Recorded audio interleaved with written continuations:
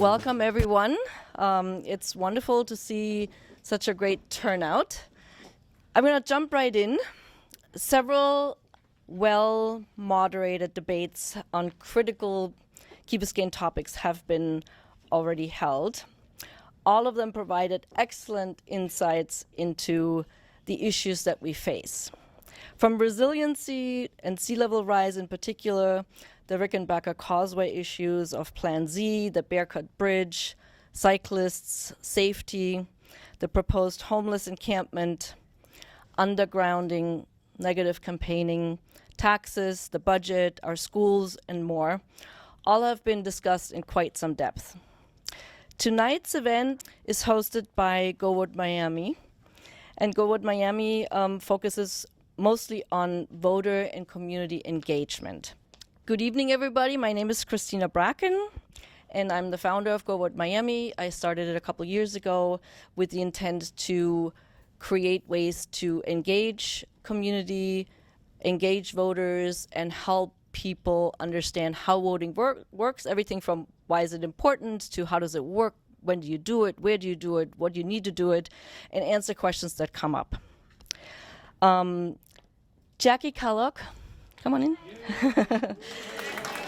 Jackie Kellogg and I have thought up tonight's event to bring a slightly different set of questions to our mayoral candidates. It is our experience that effective ways to make voting relevant and topics relatable almost always involve personal experiences and face-to-face interaction. It requires that a piece of information or a fact or an experience touches us or our lives, so it is becoming important and makes us act. Tonight we want to explore the ways and methods and technologies we can employ to connect the already discussed topics with specific actions and activities that make them personally relevant to Key Biscayne residents of all ages and all backgrounds. We would like to explore some unconventional ideas and fresh perspectives on existing challenges to bring new energy to the conversation between our elected officials and the residents they serve. We chose to introduce 3 segments and invite persons with different backgrounds to moderate. We invited the input of young people. Actually, it's very important to us that they are here as representatives. Want to get those young people engaged. Students are an important demographic of GoVoteMiami, and we interact with them because they're going to be our new voters, so they're pretty critical. We see in them the future leaders, the next generation of public officials and policymakers of tomorrow. We believe that the way we lead today, what we teach through our actions, shapes them, and through them, all of our futures. Each segment will be introduced by a different moderator. We'll start with Audrey Sue. She is with Miami Waterkeepers. Would you please give a hand to Audrey? Miami Waterkeepers is a nonprofit that defends your right to fishable, swimmable, drinkable water. Their work encompasses education and outreach, scientific research, and legislative advocacy on behalf of the aquatic environment and the people that enjoy it. She is Miami Waterkeepers' environmental policy specialist and works on advocacy team where she researches policy issues, right? Is that correct? That's right. All right. I do Audrey, welcome. Well, thank you so much. It's a pleasure being here this evening, and thank you so much for having me. I'm going to start out by reading a statement before the questions. So the statement, Key Biscayne is at the forefront of sea level rise and will increasingly experience the effects of climate change. Many layers of environmental regulations are already in place, but regulations are just words on paper if there's no stakeholder buy-in and meaningful reinforcement. From restrictions on the use of fertilizers to watering lawns, and the enforcement of homes connecting their septic tanks to the sewer system. The future of water is in more than one way a key issue for the Key Biscayne community, because y'all are surrounded by water. Some threats can be addressed with infrastructure projects. Others require change in behavior or the ways we do things on a more personal level. So here's the first question. This is for candidate A. You have 1 minute. This question is, as mayor, what can you do to help motivate community members to learn and care about environmental regulations and more actively and daily participate in improving the health of the local water environment? 1 minute. Yeah. Well, before I start my minute, let me thank both Miami, Christina Bracken, and Jackie Kellogg for inviting us here. I think that's important to recognize them and what they're doing. And I also wanted to say before answering the question, I was looking forward, and I'm looking forward to this presentation, because this is really going to be a conversation, rather than a debate, rather than questions. And this is what community is all about. So thank you, Christina. Thank you, Jackie. Thank you both, Miami, for this opportunity for us to have a conversation. Your question now specifically is, as mayor, what can we do could you repeat the question specifically? Sure.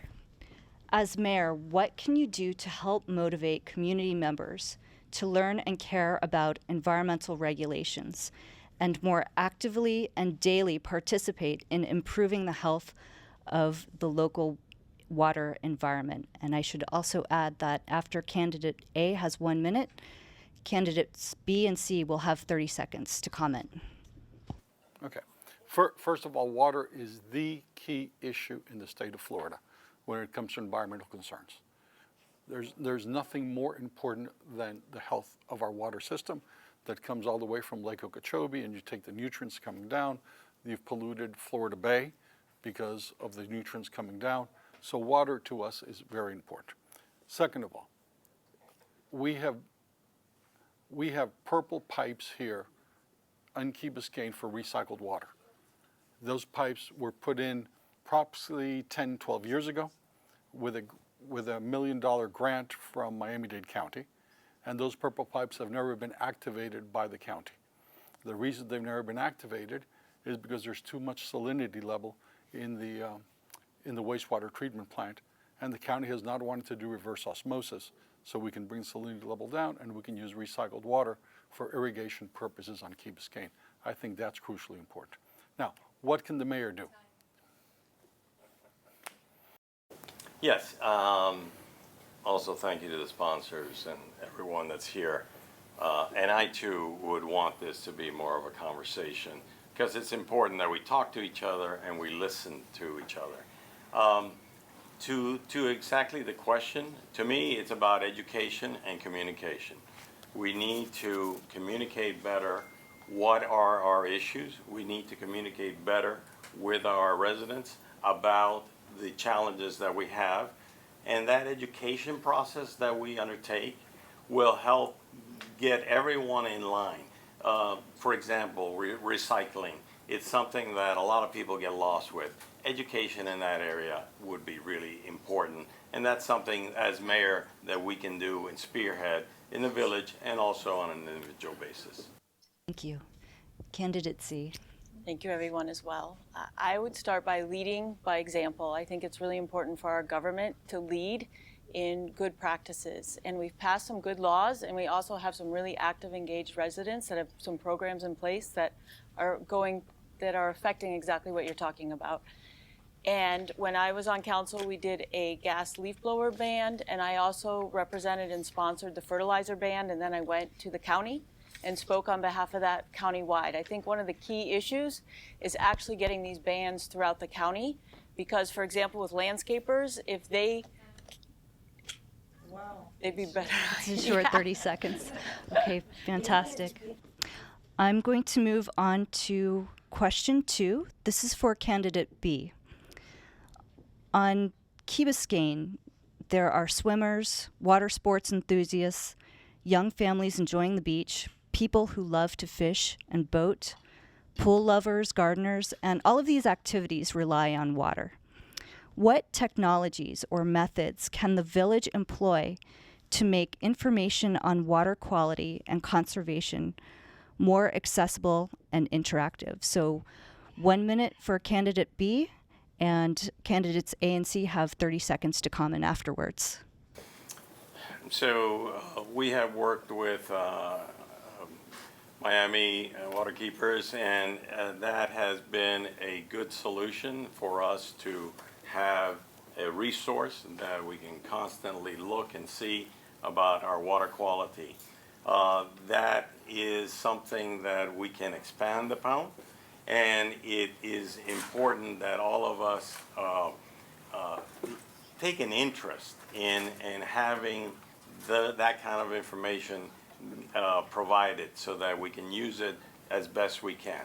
There are also really intriguing and new technologies. For example, there's a company by the name of Paddle that is developing their paddle boards that would capture some of the water and make have an ability to then use those readings as you're paddling along to provide information to us.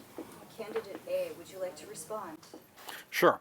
Listen, Tampa Bay has a pilot program, and they have a boat on Tampa Bay that cleans the water before it gets to the shore. So you're talking about sargassum, you're talking about waste in the water. That is a pilot program. I think we should do that here. Let's see how it works in Tampa Bay. They've allocated the resources, they have the boat. I think it'd be perfect for here.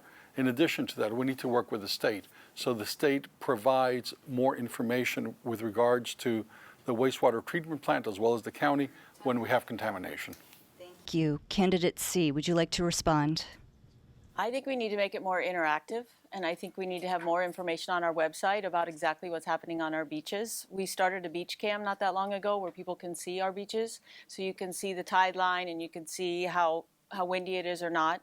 And in addition, we need to continue to test with partners, the University of Miami and Miami waterkeepers that have helped us, and then put that information on our website as well as probably through a constant contact communication. And also we need to invigorate people to pick up on the beach. Thank you so much, Candidate C. I've got one last statement to read before the last question, which will be 1 minute for Candidate C. So the statement: government cannot do the job alone. Offering a sense of control over an issue is often key to create resident buy-in. To that end, Miami Waterkeeper offers a program to encourage people to report pollution, illegal dumping, fish kills, and you can also report endangered species sightings that way. So the question for Candidate C: what could the village do to support efforts to create more and stronger collaborations with organizations to help residents use already existing resources and tools like Miami Waterkeepers program and to participate in protecting our local water quality? Well, I think, first of all, our community does a pretty good job with this, and we have an active relationship with Miami Waterkeepers. We also have on our island the Key Biscayne Community Foundation citizen science project that studies these issues and gets the youth engaged as well. And I think that the teenagers and the younger people, the education that they're receiving in the school actually holds us as adults more accountable. And I think that's really important as well.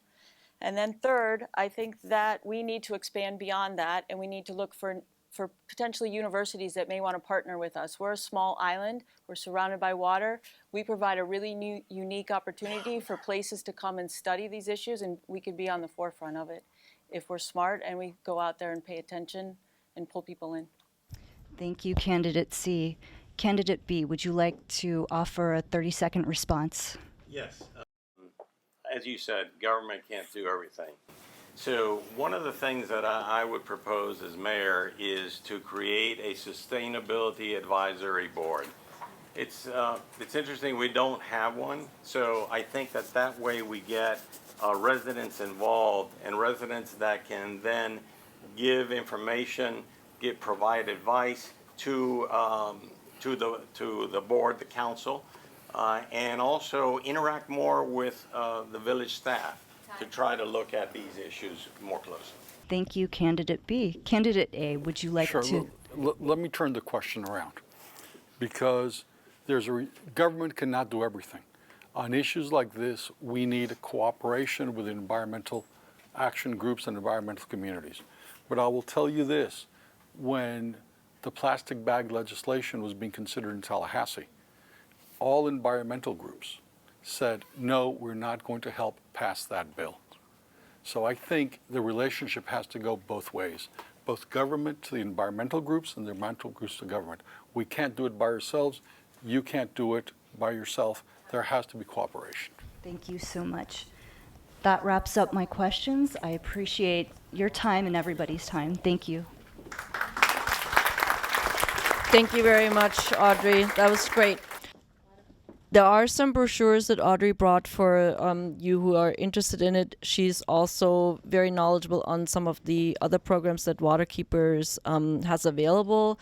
There's an app that we can mention, but we didn't want to advertise for that here, as we don't think that's the right forum.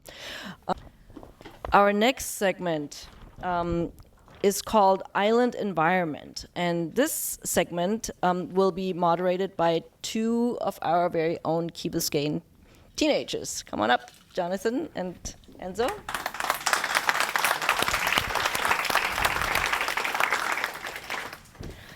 So I have to admit that those two guys made my day the other day, because I called them up, they were referred to me, I met with them, and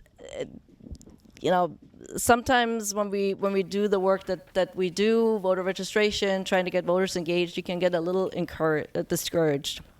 And these guys really brightened my day. I mean, they came in, they had this enthusiasm, they loved what they're doing, they were articulate, they were outspoken. They just really infused me with a new level of energy. It was just heartwarming, really. So I appreciate you guys being here and to share your information with us. I'm going to read a little bit who they are. Enzo Fouquet, I think that's the right way to pronounce it, and Jonathan Mendez have both lived on Key Biscayne for quite a few years. Enzo is a rising senior at MAST and will be the president of MAST Environmental Awareness Club. He's also involved in several other clubs focused on energy conservation and the environment. And Jonathan just graduated from MAST and starts college at Notre Dame in just a few days. Oh, sorry.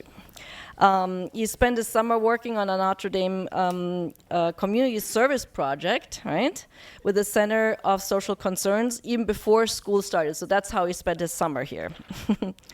Both have been volunteering for a zero-waste culture since 2019 and 2020, respectively, and grown into leadership roles, managing and guiding new volunteers there. So, as I said, they were wonderfully enthusiastic and I think represent the people that we want to be our future leaders in a very, very positive way. Enzo's going to ask the first question. I'm going to ask you to take that microphone. All right. So I'll start with the statement. Energy bills are expected to increase 21% this year, and it is the second largest expenditure after teacher salaries for the Miami-Dade School District. KB students have expressed that the way a school is run has as much impact on them as the teaching they receive. They presented their suggestions to the school board under the title Clean Energy by 2030, Task Force Greatest Hits. It includes installing solar panels, purchasing electric buses, and other energy conservation measures, including sustained funding that would pay to implement these measures. This topic came up during the debate on Tuesday. You were asked if you would support these efforts. Today, we're looking at the topic from the perspective of students who have passionately worked on the project, but also rely on their schools as vehicles to stand out, gain the attention of university admissions officers as a springboard for future opportunities. So, question, every candidate will answer. This is a two-part question. You will each have 1.5 minutes. I'm going to read out the whole questions, and then we'll just go one by one. So, part one. Under your mentorship as mayor, what can the village of Key Biscayne do to create the needed relationships to support green measures that demonstrate to our students that their future is a priority for the village? And then part two, as mayor, what could be your strategy to make the top 3 greening projects the task force outlines a reality? All right. So, number one, it's a relationship with Dade County Public Schools because of MAST and certainly our K-8 as well. Now, It is looking at resources coming from the federal government, from the recently passed legislations, so we can do school buses that are electric school buses. Frankly, it is getting involved legislatively to defeat bills like the bill that was defeated at Florida Power and Light, tried to eliminate the reselling of solar energy. So things of that nature that I think the village needs to be more proactive rather than reactive. That's one area. Second of all is, you said, what can we do? What are the top 3 priorities, correct? Yes. Okay, top 3 priorities for me are recycled water for irrigation, which I think that is crucial. We have the infrastructure, part of the infrastructure is here. We need to get Dade County to move on it, spend $10 to $12 million to do reverse osmosis. Water, to me, is the most important issue because water resources are very limited, and for Florida, water is crucial. So that's the priority number 1. Priority number 2 is solar energy, because we are the Sunshine State, and we don't, frankly, use as much solar energy as we should.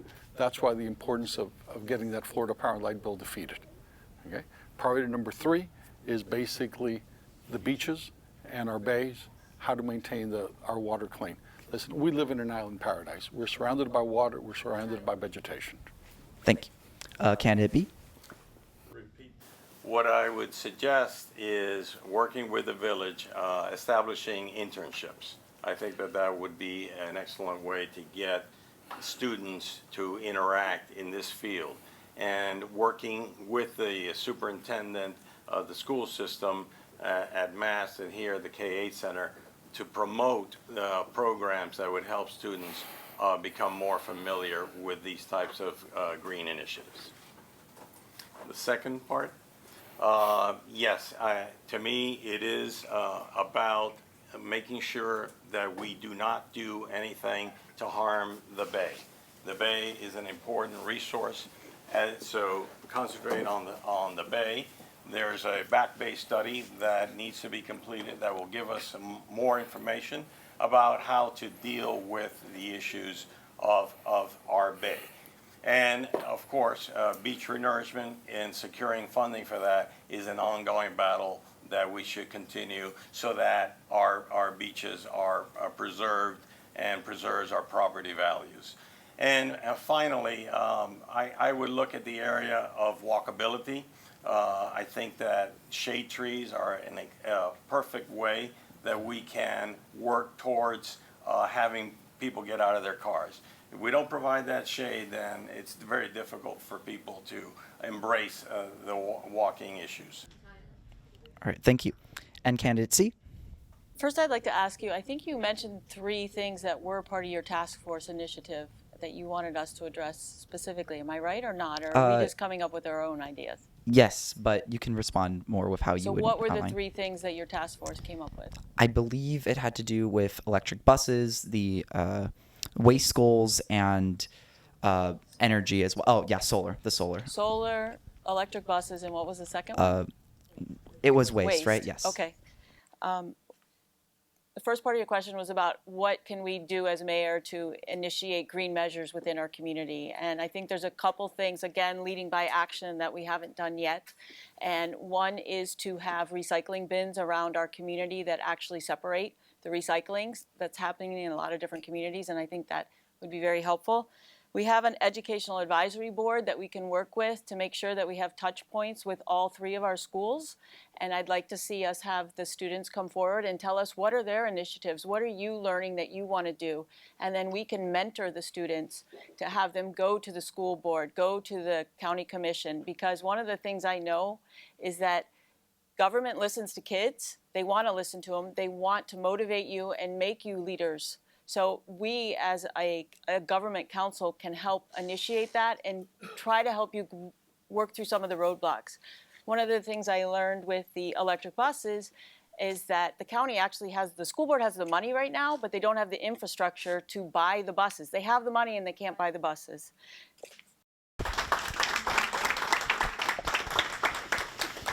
Jonathan's going to ask the second part of our island environment section. Hello, everyone. I first wanted to say that it's a great pleasure to be here today talking with you guys. So first, the statement. Reducing food waste is one of the top 5 most effective solutions to combat climate change. For me, learning about composting and working with restaurants to reduce food waste has been a very impactful experience. Composting and beach cleanups are 2 examples of very relatable topics young people on Key Biscayne have embraced to show that what they do and teach others makes a difference. So each candidate will answer this question and you will all have 1 minute. So the question is, under your leadership as mayor, how could you strengthen projects that teach residents of all ages that local involvement has a multi-layer impact and is worth exploring and supporting? We can start with candidate A. All right. So, Zero Waste Culture, I believe, receives a small grant from the Village of Key Biscayne. Okay. Zero Waste Culture is a very important initiative, but we don't go far enough. For example, the composting, we have nutrient-rich soil that comes out. The village should be buying that soil for our landscaping purposes. Obviously, we need to take the soil to IFAS, Institute of Food and Agricultural Sciences, which is University of Florida, make sure the soil is correct for landscaping, and then recraft the contract with the landscaper so the landscaper is not liable if the soil is not to his or her liking. That's one thing that I would do immediately, because you're absolutely right. Zero waste is one of the most important things to reduce carbon and, frankly, to reduce global warming. Candidate B. Yes. Again, education and communication are key if we're going to solve these problems. The composting is something that Key Biscayne has started to do and is doing really well. We should be very proud of that effort that we're doing, that people like in this room are committed to. I would support a lot of things that Mr. Gomez said, and I would perhaps look at the soil situation.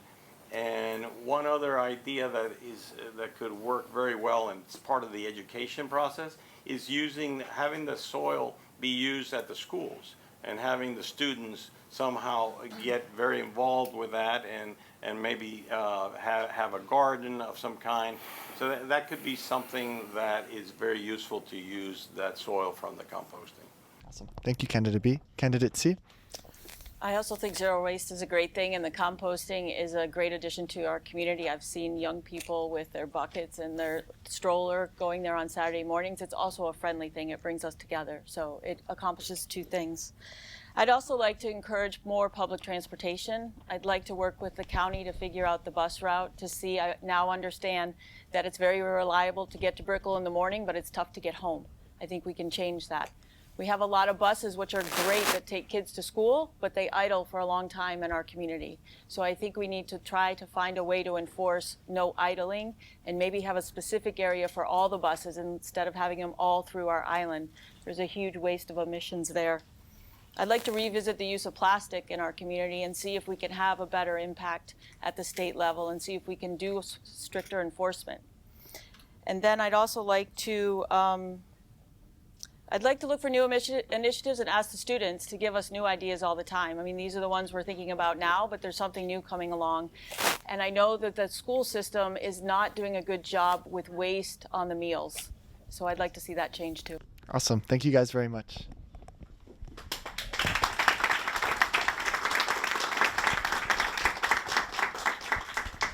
Our third segment we named Community Culture and Safety.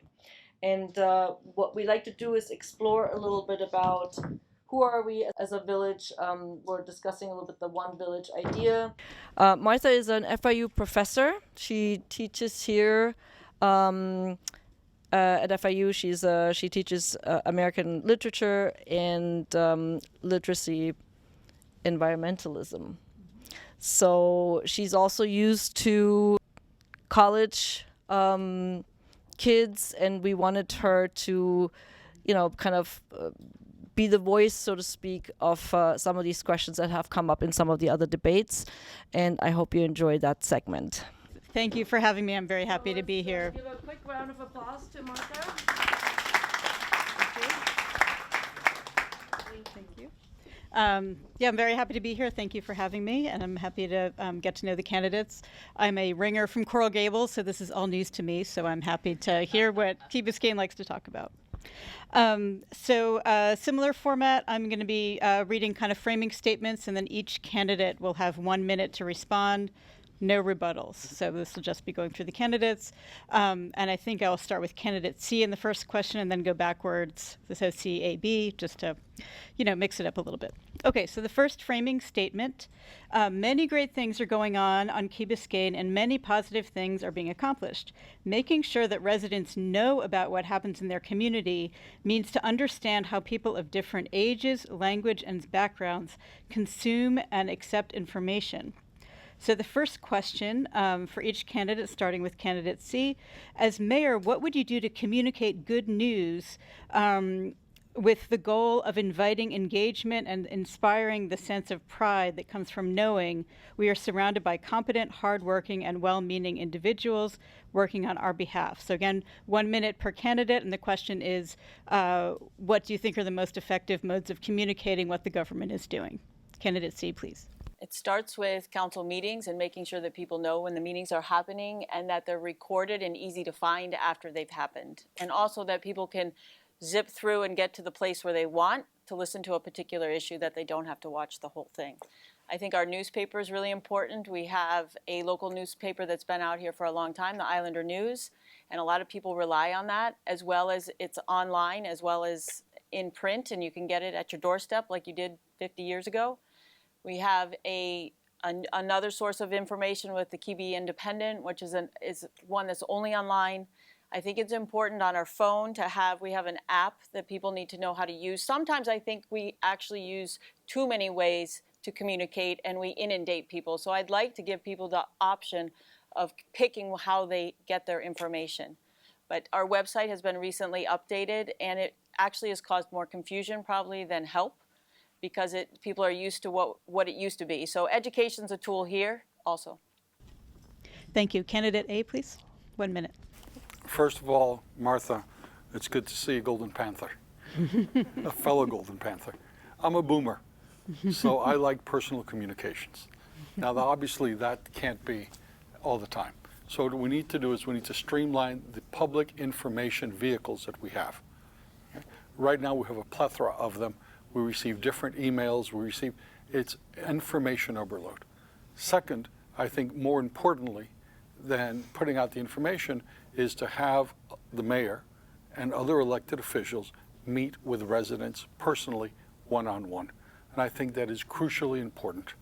And that doesn't really happen today in a structured format. If I am the mayor, I will sit at Village Hall at least 1 day a week to listen to people as they come in and they speak to us. Now, obviously not everybody's going to come in, but we need to get essential information out, and there has to be a difference between what is essential information and what is just community-wide information. And you said good news. Yes, good news needs to go out, but frankly, obviously when there's bad news, it needs to go out as well. Thank you. Candidate B, 1 minute on communication strategy. Yes. Number one, I would favor as mayor to go out to the people, and I would create small meetings at different places.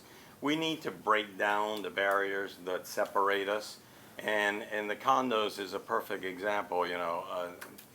Sometimes people may feel that they're walled in there. So it would be good as mayor. I would try to set up small meetings because that way, everyone has a chance to interact. If you have a large meeting, it doesn't work. Secondly, I think that one of the best tools that the village has is Village Connect. I would continue to strengthen that and make that something that continues to provide us information. And I'm with you. Good news is something that we need to share. We're doing a lot of things right. And finally, the last one is you talked about language, and we have a considerable amount of people that speak Spanish here. Some of our communication, we may need to make it available in another language. Great. Thank you very much. So the second question, again, a framing statement and then 1 minute per candidate. This time we'll start with candidate B.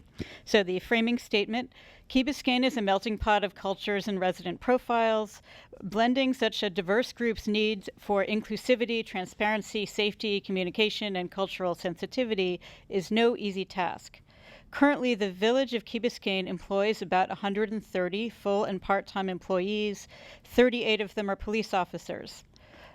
We are one of the safest municipalities in Florida and a flourishing community. Living in a place that exudes an atmosphere of welcome and safety is key to feeling at home. So here's the question for each. What are some out-of-the-box approaches that you are aware of or have learned about from other communities that have successfully incorporated to that those communities have successfully incorporated to boost approachability of both police and government, especially to teenagers, young families, and seniors? So again, similar to communication, but boosting approachability of government officials, starting with candidate B, then C, then A, please. Two things that I would mention. Community policing. We've talked about this quite a bit. It is something that I think all of us agree on that area, that it's necessary that we have our police force go out and engage with our residents. That's something that needs to happen, that will help ease the coordination effort between the residents and our police department. As to the cultural sensitivity, I thought a lot about this. This is an interesting topic. We have a lot of new residents, and those new residents have, for the most part, not yet integrated into our melting pot of Key Biscayne. Over the last 50, 60 years, this community has melded together very well. But the issue of bringing people together because of language and customs is something I would work on. Thank you, candidate B. Candidate C, please. I thought you were going that way first. I would start actually with communication of events and being very careful in how we program our events. And I would try to look at maybe new waves of people coming into our community and take advantage of the idea of creating new events that would bring people in. I think approachability is very key. And I think within the government, within the people that manage our village, we need to be approachable. And the programs like the community policing are extremely important. The other thing that happens with our fire department is when we get a new engine, the whole community is invited to come and initiate that engine. Things like that put the community with the government. And I think we should expand on those ideas. I also think we should do everything we can to get new people involved in our government that may have an interest but just haven't come forward before. And I would like to see new faces with new ideas that we listen to and that we take action with. Thank you very much. Candidate A, again, government approachability for 1 minute.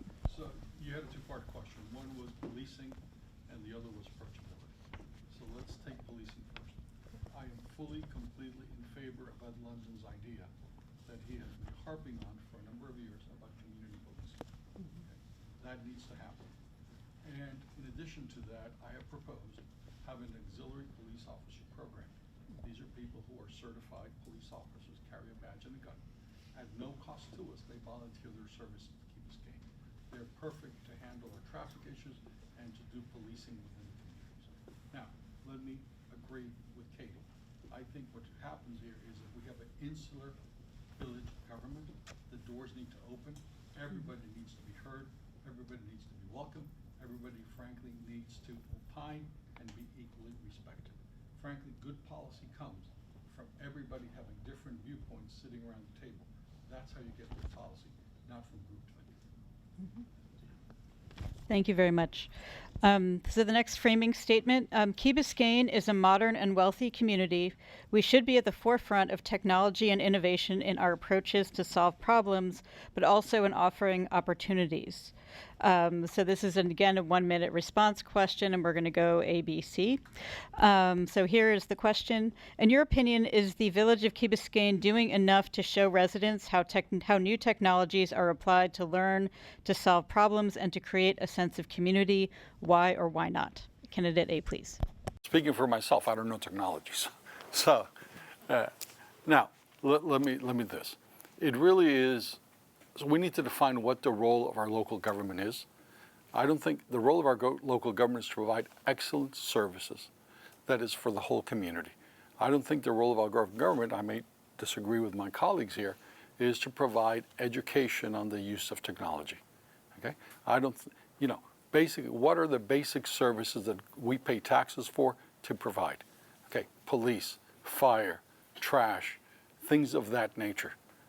As we expand those, then obviously our taxes have to go up, our resources have to go up. I think we need to sort of focus on what we as a local government need to provide, which are the basic services, excellence in basic services to our community, whether it's environmental, whether it's fire, whether it's police, or building and zoning. I think this is an expansion of our basic services for local government. Thank you. Candidate B, New Technologies.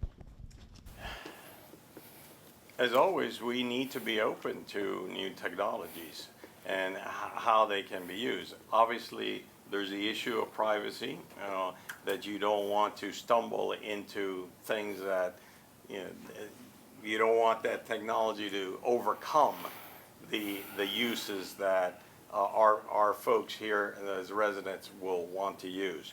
I think the approach is one that if we can use these technologies to improve our quality of life, then we can use them and we can adopt them. It's not necessarily a yes or no answer in my view. If it's something that is going to better our relationships or is going to make us more cohesive a community, then let's look into it and work with that. Thank you. Candidate C, New Technologies, please. I think new technology can help us do what we should be doing better.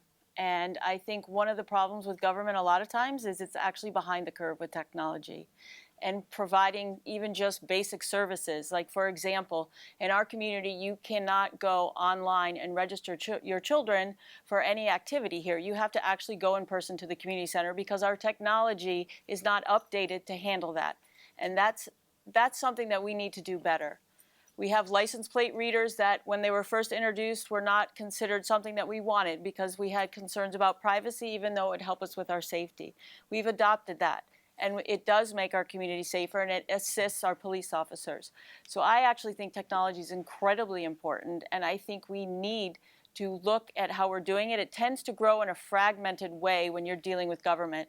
And if we can take a step back and integrate it and update it, I think that our whole ability to communicate, our ability to provide services, the ability for people to look at the meetings on the channels, on the cable channel and on the internet are of poor quality. A lot of times they can't even see them. That's technology.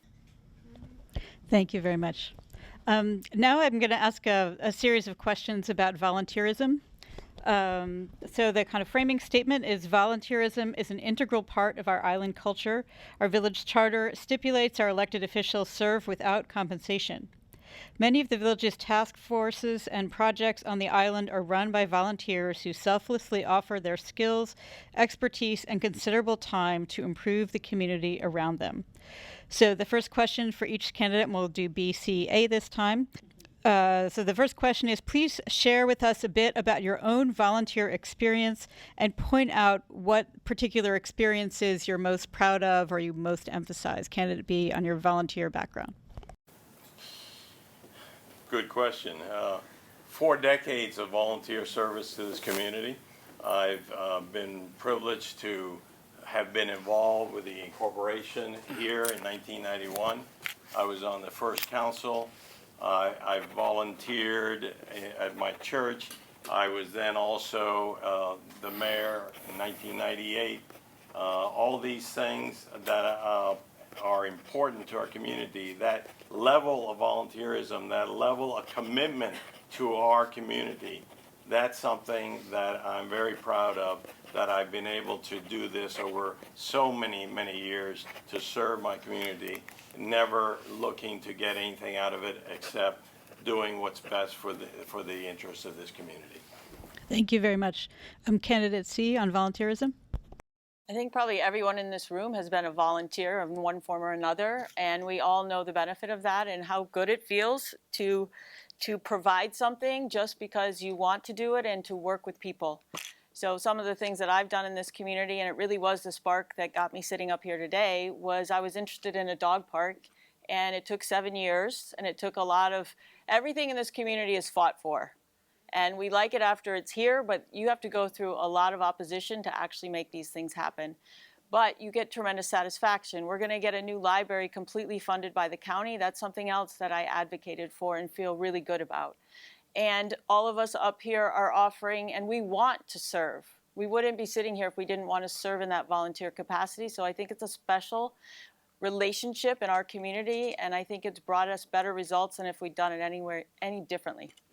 Thank you very much. Candidate A on volunteer experience. Volunteering is an essential part of being a member of society. Okay? Whether it's in Key Biscayne or outside of Key Biscayne, if you want to contribute to our polity, you need to volunteer. So some of my experiences, I'm a member of the Board of Trustees of Florida Tax Watch, the leading statewide tax, basically, review organization on public finances in the state. I was on the board of directors of Leadership Florida. I was on the board of directors of Leadership Miami. I serve on the FIU President's Council.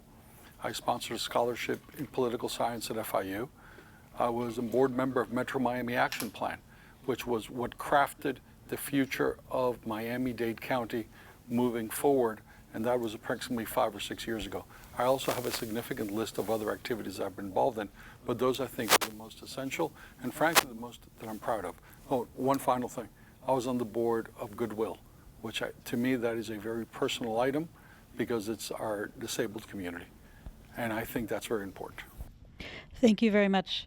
Okay, the next question may be slightly salty.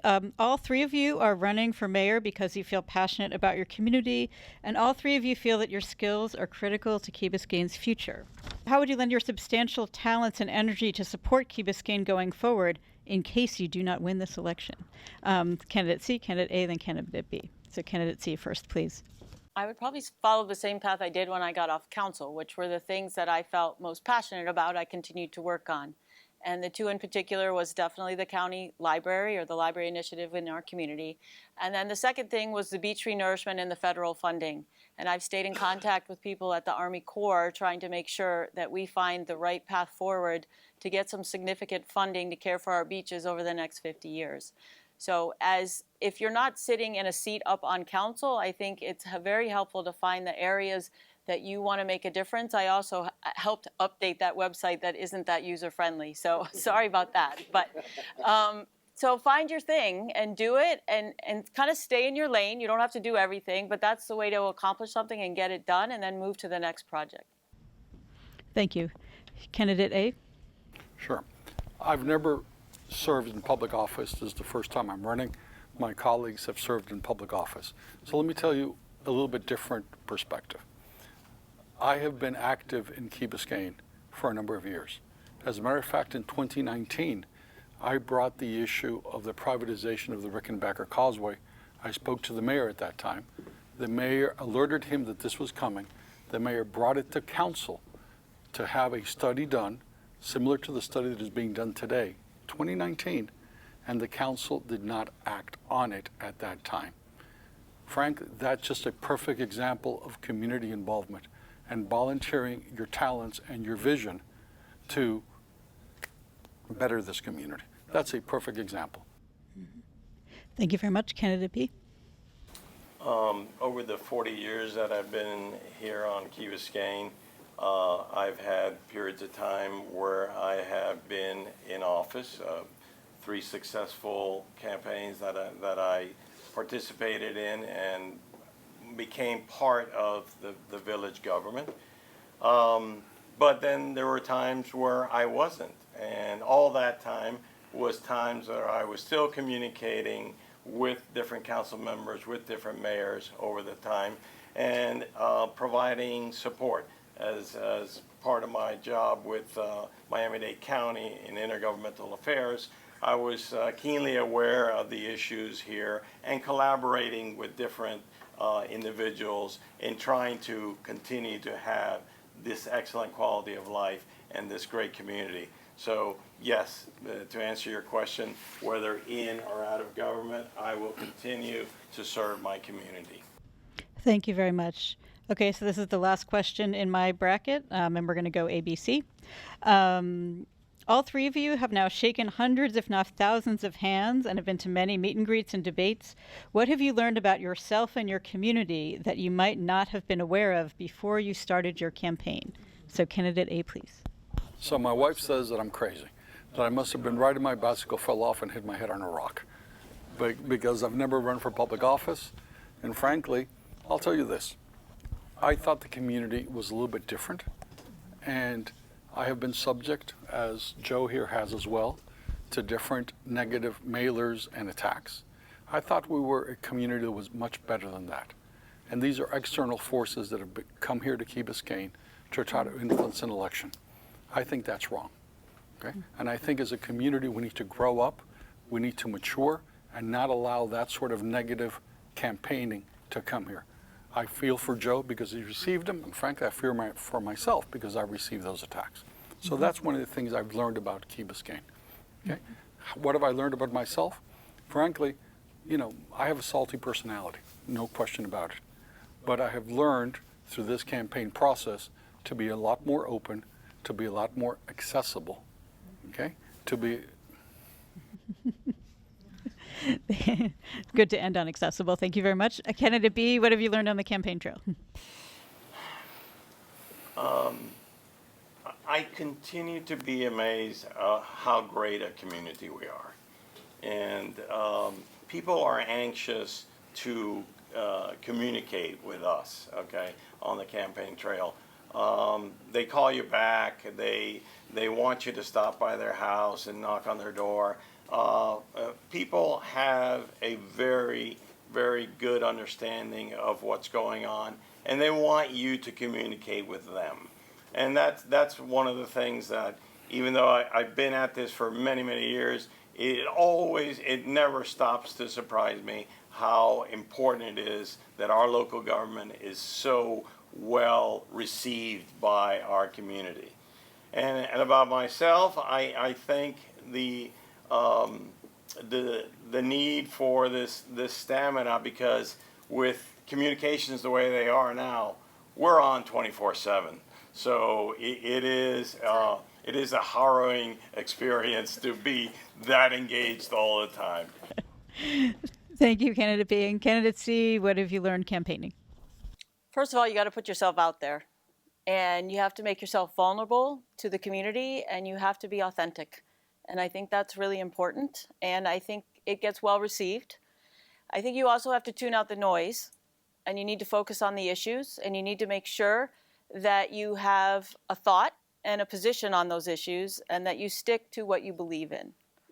Secondly, I've learned to face my fears. I actually don't like public speaking, but I'm finding it easier and easier all the time. And I have always felt it's important to get yourself out of your comfort zone. So this absolutely took me and probably both of them out of their comfort zones. It's not easy doing this, but we also asked for it.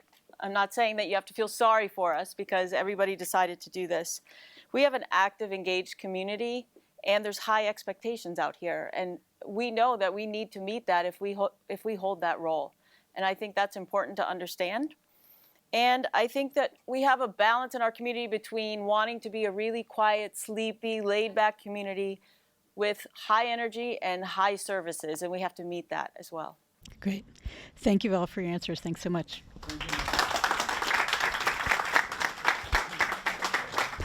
Thank you very much, Martha. That was fabulous. So I want to just briefly interject to explain a little bit about our format. So the official list of questions that we had prepared is completed with Martha's segment, but we do have several questions from the audience that we were asked whether you would be willing to take. So again, my question to you, if you're willing to do that, then what we're going to do is we're going to say our thank yous, and we're going to allow you to do your closing statements as we had planned, and then we're opening it up to a community discussion. Is that okay with you? Yeah? Okay, great. Very good. But before we do that, I also have to say a few important things and thank a few people. Without this, this event would have not been possible. So Jackie, for example. Jackie, come up here. Jackie did not only inspire this event, right? Because we kind of brainstormed a little bit, like what can we do to interject maybe a different tone into the debate scene. But she also helped secure the room. She designed the invitation, and she's just been a fabulous friend. And really, so it's my very my grandfather was a butcher from Hungary, so that's me. I'm in the back chopping, you know, getting it done, making the meatballs, making the hamburger. Absolutely, and so she's it's great making to the team meatballs. up with Christina back then. So. And then Terry, big round of applause to Terry, who's jumped through all kinds of hoops to make the recording possible. Gusto Ray, who helped us spread the information a little wider, as did Carolyn Coslin. Ellie, our timekeeper, offered her talent and time, so thank you very much. Enzo and Jonathan, thank you very much for both inspiring me and for inspiring us. All right. Aitana is our water keeper deliverer, so thank you very much. With our fill a bag cups, because if Helena would see any plastic bottles on that table, I mean, we'll all be dead, so we don't want that. Yeah. And then of course, Audrey and Martha, thank you very much for coming onto the key, for taking time out of your day to be here and help us moderate this. It was very, very generous of you. Also in the village, Todd Hofferberth, Madeline Lopez, Catherine Lambrada, everyone on the village team who helped us get the room and set up and make sure that we could get in and out and all those good things. And of course, all the people that protect us to make sure that nothing happens. Thank you all for your support. My husband, unfortunately, is traveling, but I always have to thank him as well because, we're trying to stay married, and it's very important that you acknowledge that there's always two in the team. So thank you very much, and we're going to make the time for your closing statements. We're giving you 90 seconds for the statement. Yeah, so thank you, Key Biscayne, for participating in this, but more importantly, thank you to the students from MAST Academy. You guys were great. I've learned from you tonight. It is your participation to me was crucial. You sort of, I have an inner nerd that comes out, and frankly, I was looking forward to this event, because of you. So thank you guys for doing that. So I'm Fausto Gomez. I want to be your mayor. I have a different approach to my colleagues here.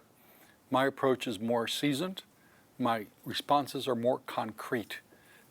I offer solutions, not generalities.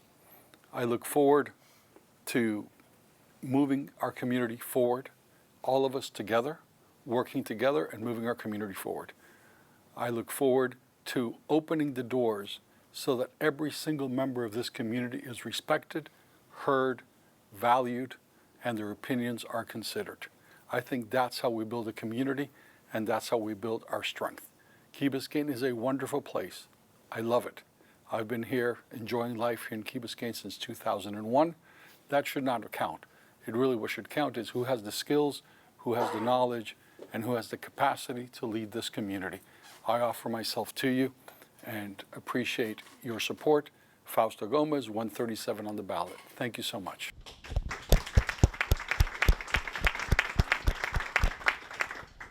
Joe Rasco. Thank you.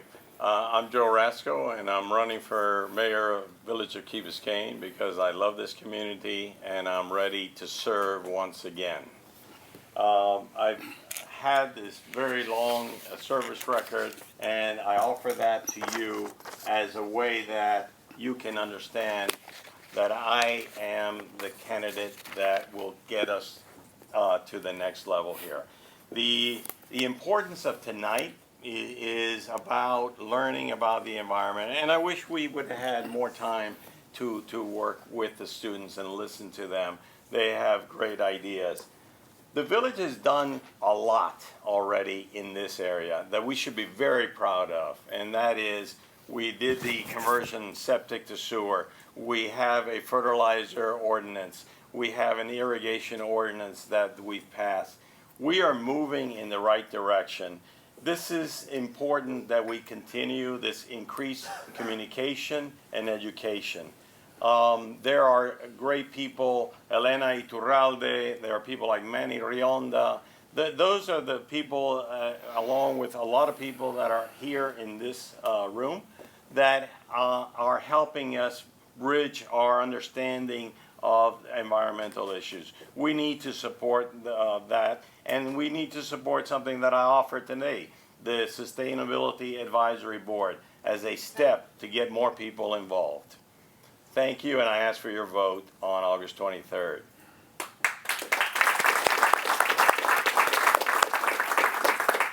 I'd like to thank everyone in here who I've seen pretty much at every single event that we've had, because you're showing the same stamina that we are showing as you come and you listen to us. And I am the most recent person that served on your council. I have studied the issues that we talked about tonight. I've gone to climate compacts. I have talked to the agencies outside of our community about these particular issues, and I'm ready to make decisions about things that I've been learning about for the last 6 years. So I have served here in the most recent capacity, and I also understand how our government works. I understand what it's like to navigate with 6 other people up on council. We have sunshine laws. We have things we can do, things we can't do. We have roadblocks that I've already encountered and worked my way through. I think that it's really important that our community as a whole changes the tone of what we're saying across our bridge too. And I think we'll get more results when we do that. I think it's time for us to move to a different page. We've done a lot as an inclusive community, but now we need to talk to our stakeholders. We need to talk to the people at the county, at the city, and we need to understand when we have conflicting views, how we can both get what we want. I am someone that works with people, I cooperate with people, and I get the job done. And I think you won't be disappointed if I get selected as your mayor. So I hope you'll consider voting for me either tomorrow, either yesterday, or on August 23rd. You get to take your pick. So.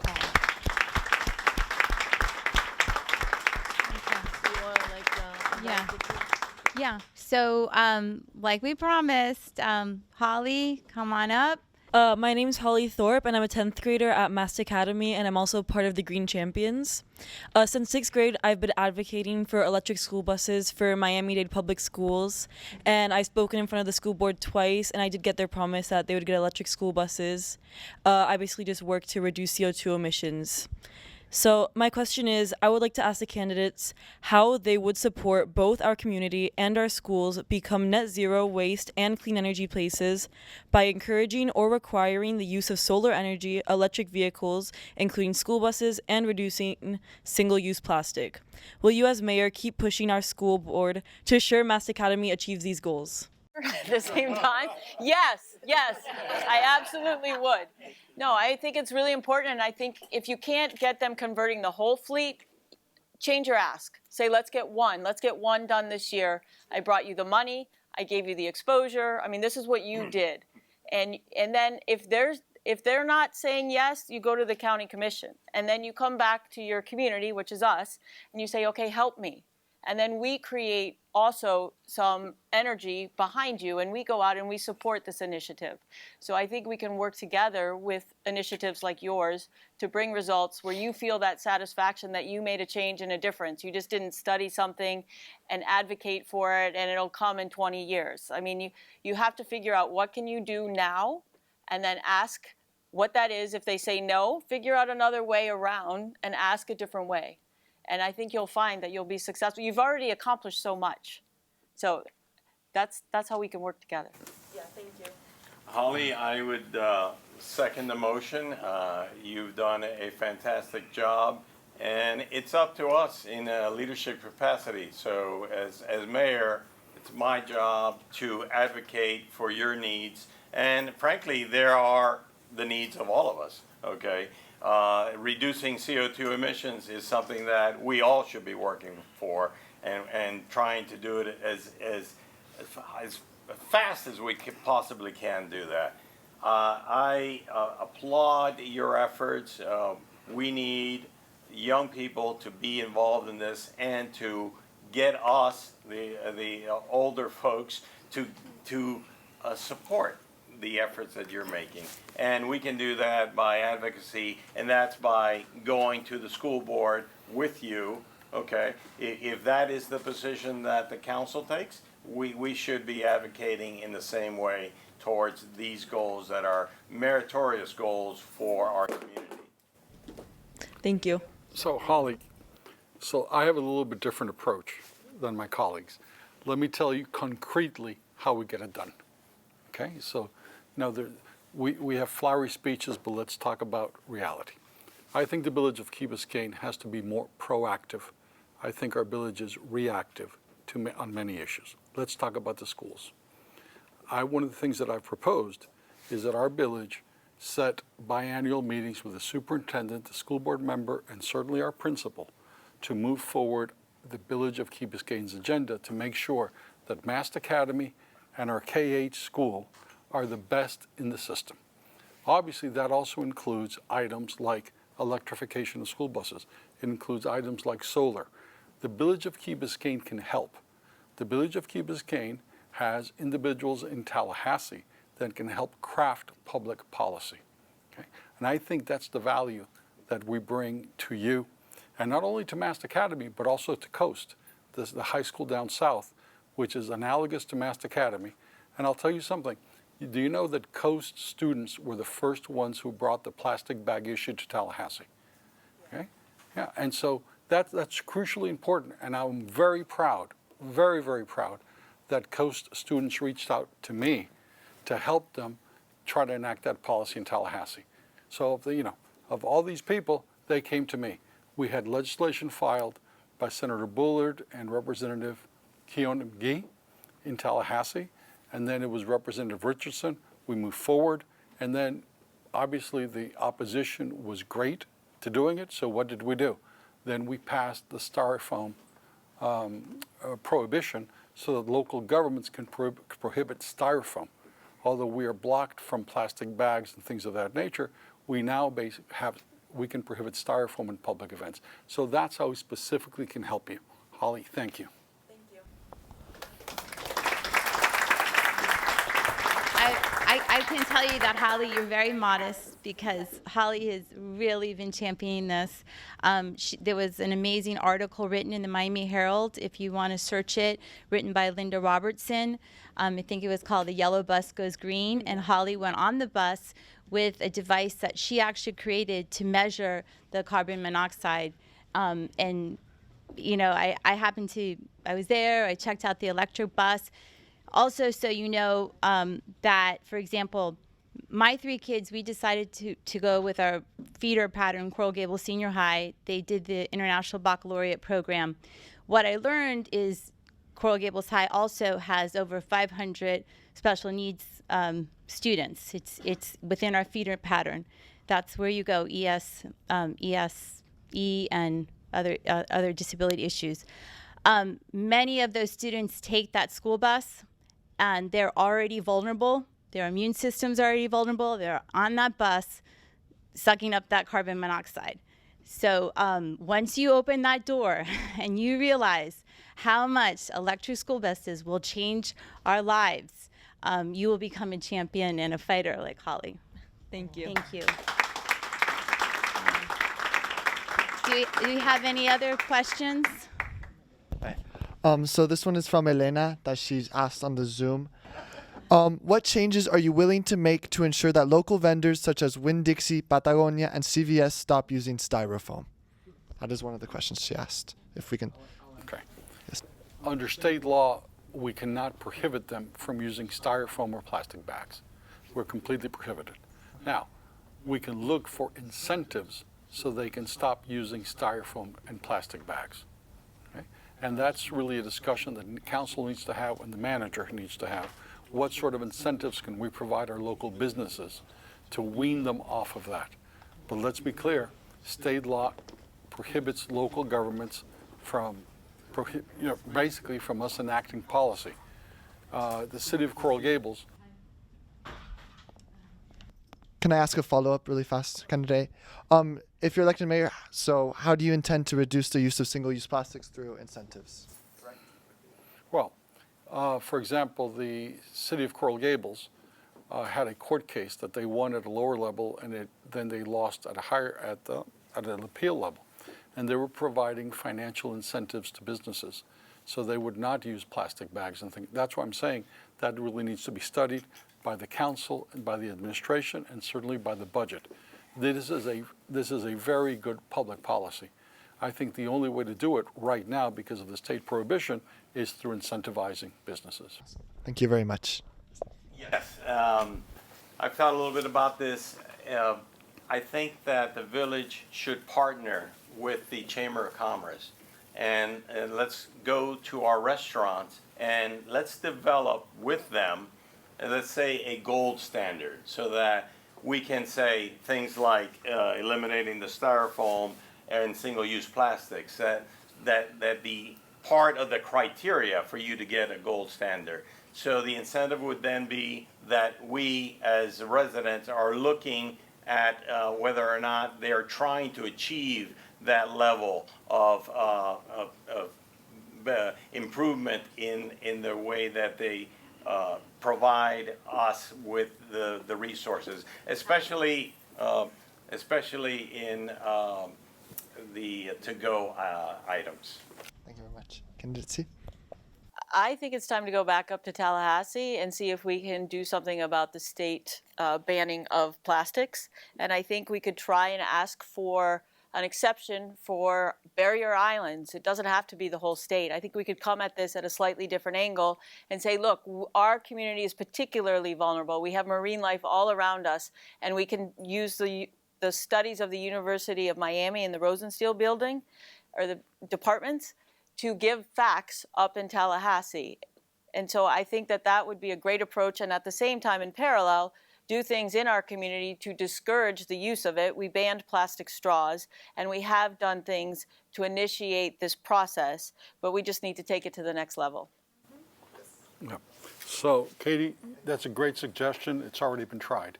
So there's a coalition of coastal communities in the state of Florida. The Coastal Community Coalition lobbied the legislature to basically just on the items that you talked about, and the Florida Retail Federation, Publix, CBS, and some of the largest businesses blocked it. As a matter of fact, there's now a plastic bag manufacturer in the state of Florida that is sort of brought out by the Retail Federation saying, you're going to harm this business. Unfortunately, and believe me, I and others were involved in this issue from the very beginning until I sold my company, that it is very, very difficult, not impossible, but very difficult. The city of Miami Beach led the Coastal Coalition, Representative Richardson. I think the city of Jupiter also led it, and that was a 2 to 3 year process. Unfortunately, didn't get anywhere, and I don't think with this administration we're going to get anywhere either. Thank you very much. Thank you, Jonathan. I think you had one more question? I'm Holly's mom, so this question is going to be...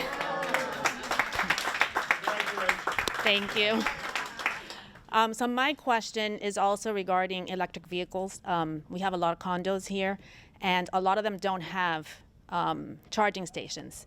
So what would be your position to incentivize or require condos to have electric charging stations so that more people will be inspired or encouraged to buy electric vehicles? Okay, I'll take that on. I'm the president of the Condominium President's Council. Actually, one of the first things that we did when I became president was taking a look at how we put electric facilities to charge electric vehicles in the condominiums. Okay? There was a study done by Sam Schlesinger, who was the president of the Sands Condominium. So let me tell you a little bit about the different iterations. For example, at the Ocean Club, some of the smaller buildings can take the electric power directly from their line, and it's connected there. That's not an issue. Some of the taller buildings, you can't do that. So the question is, how do you electrify? and then you don't have enough capacity in some of these condo buildings for all the vehicles. Okay, those are the challenges that we're facing.